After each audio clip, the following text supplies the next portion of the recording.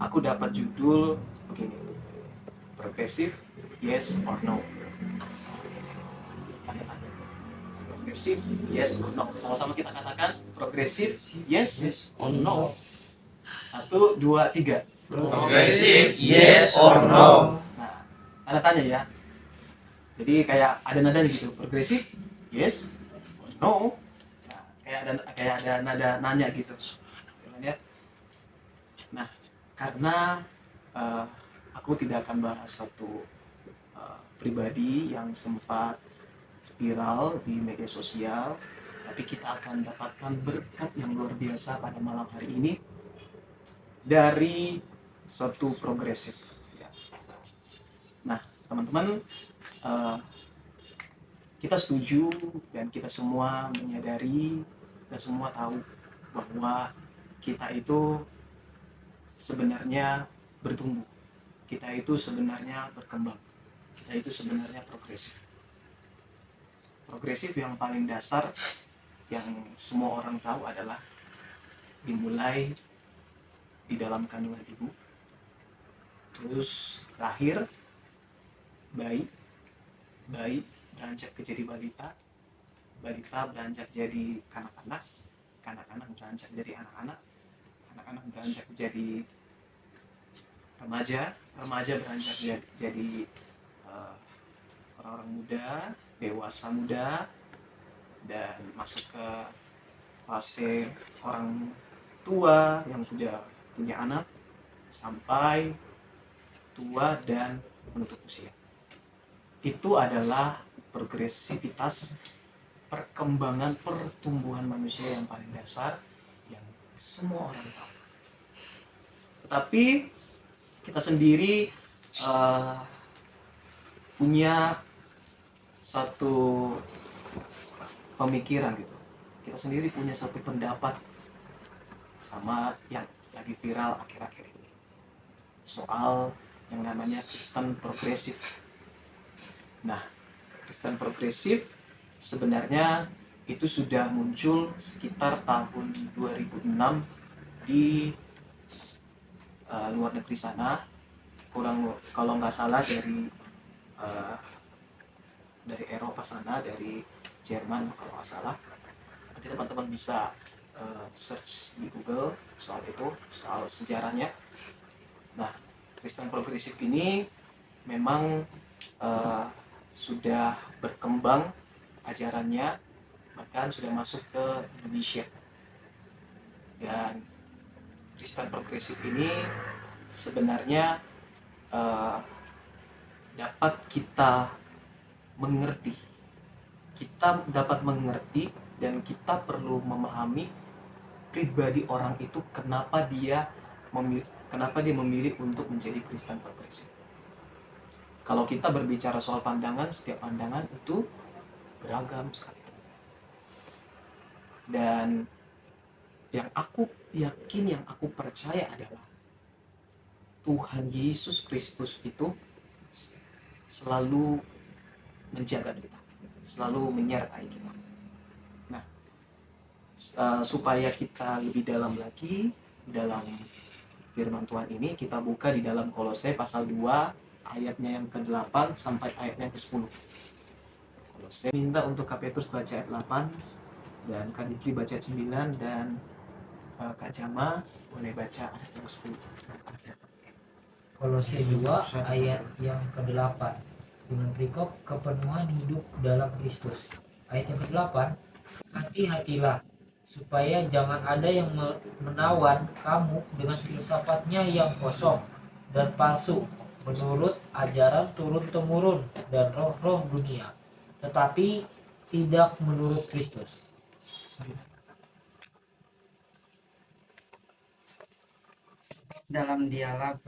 Sebab dalam dialah berdiam secara jasmania seluruh kepunahan di Allahan. 10. Dan kamu telah dipenuhi di dalam Dia. Dialah kepada semua pemerintah dan penguasa. Amin. Nah, kita highlight di ayat yang ke-8. Hati-hatilah supaya jangan ada yang menawan kamu dengan filsafatnya, dengan pemikiran filosofis dunianya yang kosong dan palsu menurut ajaran turun-temurun dan roh-roh dunia, tetapi tidak menurut Kristus.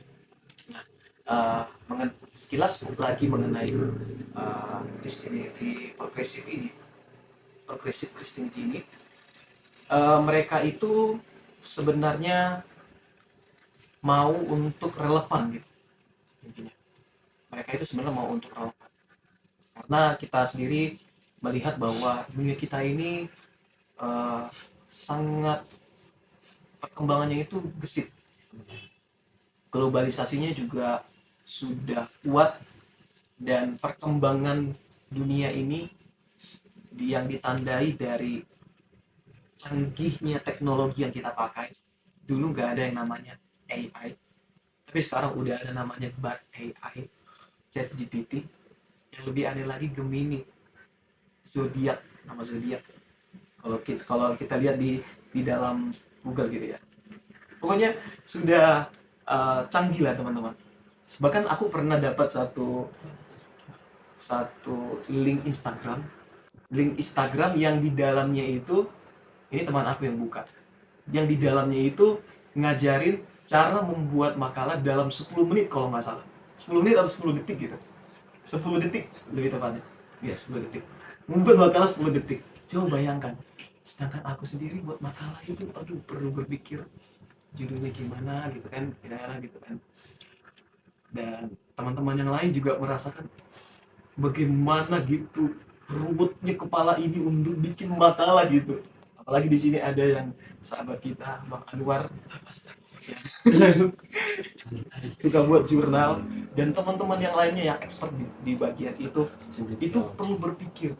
Tapi ada satu tawaran yang unik dari Instagram, cara membuat makalah.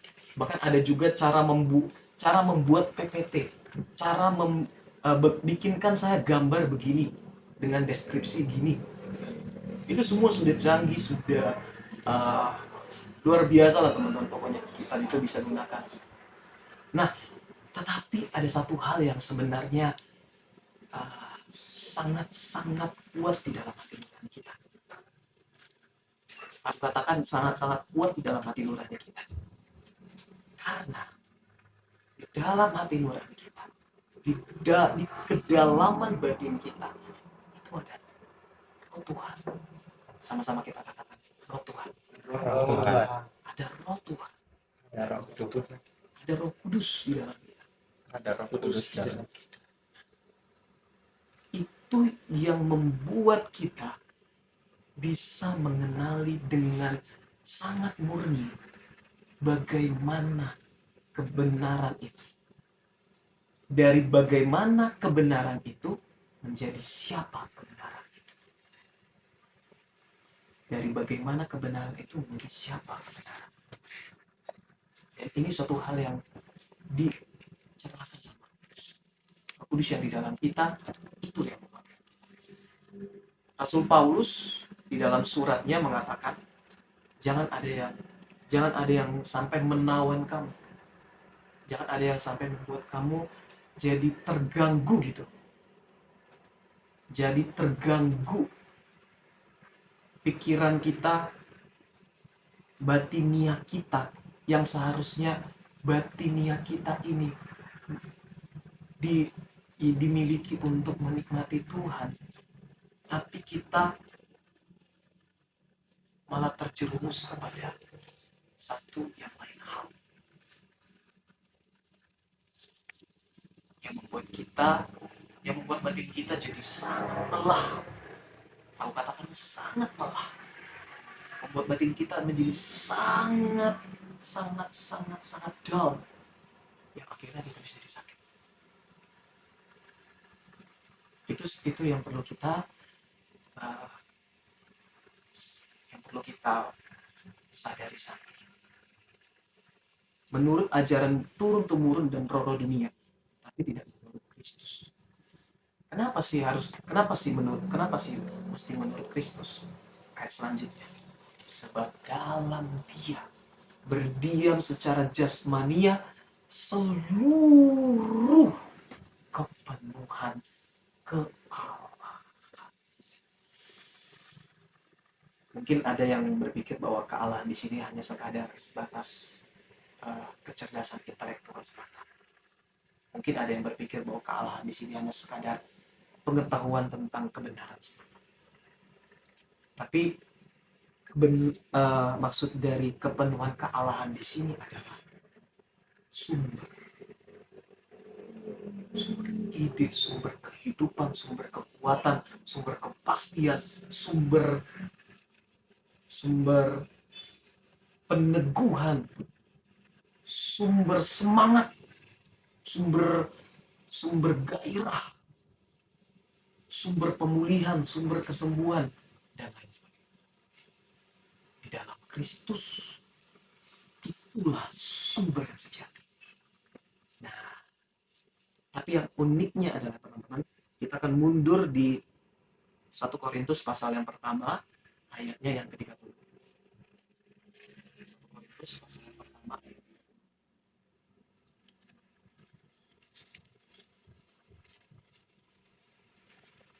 Korintus.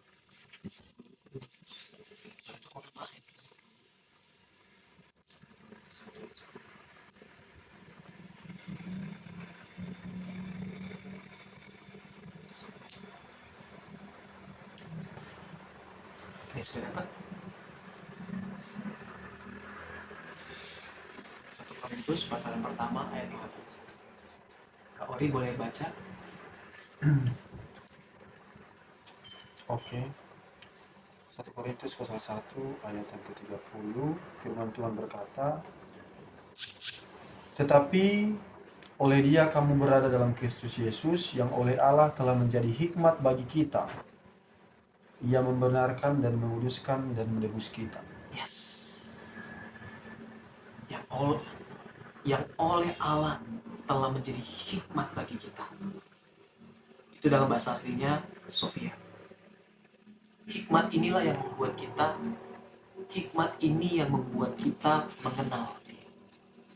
Mengenal sang sumber itu.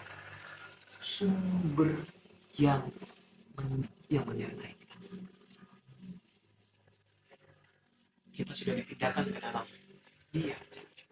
Oleh Dia yang memindahkan kita dalam Kristus.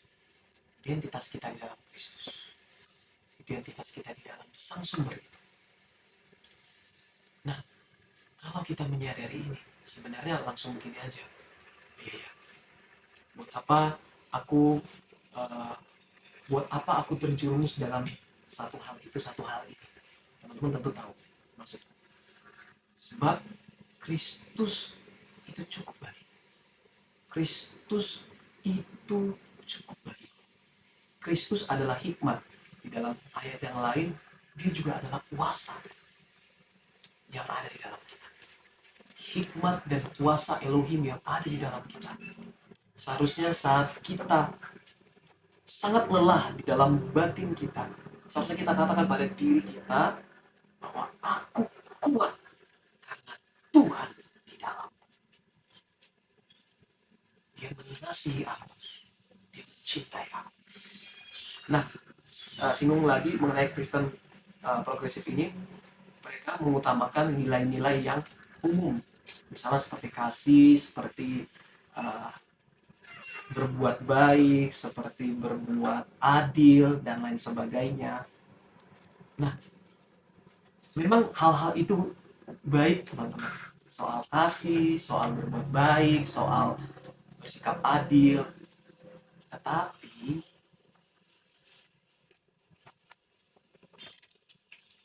apakah kalau misalnya kita katakan seperti itu, apakah seorang ayah yang rela mencuri supaya anaknya dapat membeli sesuatu atau anaknya dapat minum susu itu dapat dikatakan baik? Itu salah satu contoh yang untuk menyadari kita. Apakah itu dapat dikatakan baik? Mungkin bagi anaknya baik, tapi lain lagi dari orang lain. Orang lain menganggapnya sebagai kesusahan. Jadi Yang diperkenalkan Kristus adalah Dia dahulu yang mengasihi kita sehingga kita dapat mengasihi. Selalu menyadari akan itu, selalu memenuhi pikiran kita. Aku ada untuk mengasihi karena Dia sudah mengasihi aku. Salah satunya adalah Dia mau di dalam aku di dalam Dia. Dia memperkenalkan kebaikannya kepadaku. Dia memperkenalkan damai sejahteranya. Dialah yang selalu menyertai aku. Kalau aku salah, Dia nggak tinggalkan aku, Dia nggak keluar dari aku. Justru Dia akan tolong kita, justru Dia akan mampukan kita, Dia akan tuntun kita untuk menyelesaikan masalah itu. Suatu kali aku pernah berdoa sama Tuhan begini. Berdoa, ini yang dulu ya, sebelum aku sampai di STT ini. Aku berdoa begini sama Tuhan. Tuhan, aku tadi ada berpikir, ada melakukan kesalahan gitu ya. Kalau begini gitu. Tahu nggak jawab Tuhan apa? Tuhan menjawab di dalam impresi gitu ya. Seperti lembut gitu. Dia jawab begini. Anakku, aku telah mengasihi. Lakukan lagi yang terbaik ya. Aku mengasihi dan menyertai engkau. Setiap kali aku katakan satu kesalahan, ini dulu ya, satu kesalahan kepada Tuhan, Tuhan selalu menghibur aku dengan kata-kata itu. Yang menjadi momen berharganya dari kata-kata itu adalah dia mau tetap bersama-sama gitu, menanggung semua perkara. Kamu gak pernah sendiri. Kamu melayani, kamu gak sendiri. Kamu berbuat baik, kamu gak sendiri. Kamu mencintai, kamu gak sendiri. Kamu menerima orang, kamu gak sendiri. Kamu belajar, kamu mengerjakan ini, itu, kamu gak sendiri. Kebersamaanmu dengan Tuhan, Tuhan yang selalu setia. Itulah kekuatannya. Itulah kekuatan itu sendiri. Daripada kita berpikir bahwa dia terlalu banyak ini, udah terlalu banyak kegagalanku, udah terlalu banyak. Walaupun gak dinyatain terang-terang kayak gitu ya, kayak tadi aku itu, mungkin dia bisa seperti kayak terdiam. Mungkin dia bisa seperti kayak menutupinya dengan candaan-candaan yang mungkin melukai. Mungkin dia bisa menutupinya juga dengan berbagai hal. Tapi tiada gunanya selain daripada menyakiti diri sendiri. Daripada seperti itu, kenapa kita nggak menyadari bahwa Dia sudah mengasihi? Buktinya apa? Masih bersama-sama dengan Dia. Kalau masih bersama-sama dengan Dia, sebenarnya kita nggak perlu takut soal perkenanan, karena Dia selalu bersama-sama dengan kita. Dia hadir, tidak sekadar tampil. Banyak influencer di Instagram, di sosial media, tampil. Tetapi dia tidak sekadar tampil. Dia hadir. Dia hadir. Dia tidak sekadar menunjukkan wajah atau menunjukkan kekuatan. Tapi dia hadir selalu bersama-sama. Gak kelihatan karena dia di dalam kita. Dia roh adanya. Dia memenuhi kita. Kalau di dalam Kristus dikatakan kepenuhan kealahan ada padanya. Berarti kita yang ada di dalam Kristus, kita ada di dalam kepenuhan kealahan itu. Mestinya kita tidak perlu takut. Mestinya kita nikmati dan menjadi teguh. Inilah yang membuat kita teguh. Setiap ajaran yang sebenarnya membuat, aku nggak katakan secara terus terang, aku nggak katakan secara keras gitu ya, tapi aku coba perhalus kata-katanya. Setiap ajaran yang membuat kita itu jadi sangat down dalam hal kerohanian, setiap ajaran yang membuat kita seperti rasa jauh dari Tuhan, itu perlu kita pertanyakan.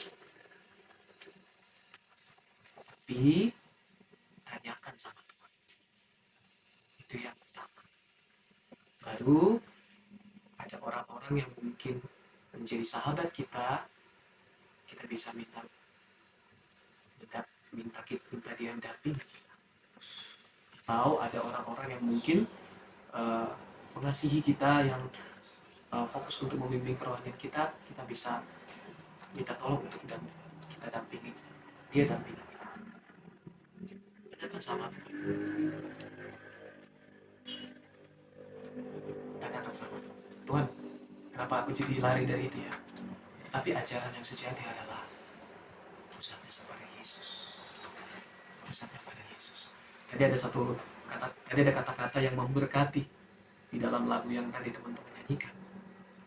Kata-katanya itu adalah begini. Saat topan menerjang,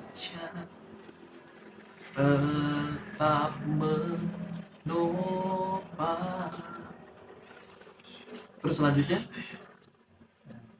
Pegang kuat tanganku, aku tak akan goyah. coba ulangi lagi, engkau pegang. Engkau pegang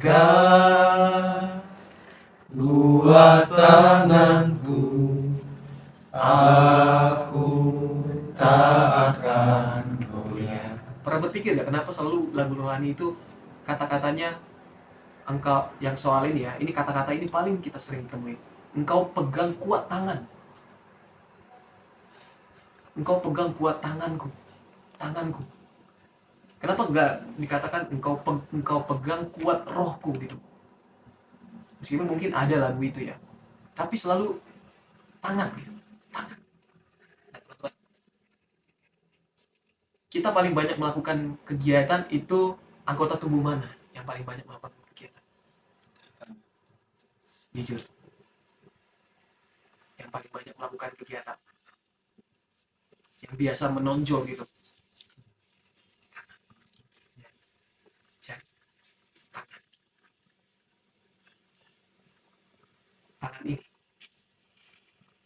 Tangan ini banyak kita melakukan perbuatan. Nah, kalau dikatakan Tuhan memegang tangan kita, berarti saat kamu melakukan suatu perbuatan untuk menyenangkan Tuhan, selalu ada Tuhan. Itu yang sejati. Selalu ada Tuhan yang selalu mendahului sehingga kamu bisa berbuat itu. Selalu ada Tuhan yang mendahului sehingga kamu bisa berbuat. Kamu bisa tetap teguh di dalam kasih dan kebenaran Tuhan. Selalu ada Dia. Kita gak pernah sendiri. Kalau sendiri, tubuh kita ini udah terus-terusan sakit.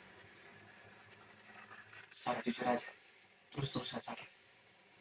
Terus-terusan sakit. Dan yang lebih sakit lagi itu di dalam pikiran kita. Tapi kita dipegang kuat. Setiap perbuatan yang kita lakukan, perbuatan yang mengarah menyenangkan Tuhan, itu pasti karena Tuhan yang telah melimpahkan kasih-Nya kepada kita di luar. Sehingga kita mampu melakukannya, mampu dan selalu stabil. Baik itu kita nyatakan dengan terang-terangan ataupun kita lagi tenang-tenangnya, selalu stabil. Stabilnya di sini. Kamu telah dipenuhi di dalam Dia. Dialah kepala semua pemerintah dan penguasa. Jadi yang terpenting adalah progresif pengenalan kita akan dirinya. Bukan prinsip-prinsip iman kita. Yang menjadi pilar kekuatan kita. Bukan itu yang diprogresif, tapi pengenalan kita akan. Terus yang kedua adalah karakter, itu yang diprogresif. Selain pertumbuhan itu ya, selain pertumbuhan jasmani ya. Yang pertama tadi apa? Pengenalan. Yang kedua, karakter. Pengenalan akan Allah dan karakter. Itu yang progresif. Itu yang progresif. Tapi prinsip-prinsipnya itu yang tetap menjaga di dalam kerohanian kita. Tapi yang bisa progresif adalah itunya, pengenalannya dan karakternya. Dan yang ketiga, yang terakhir, kira-kira apa?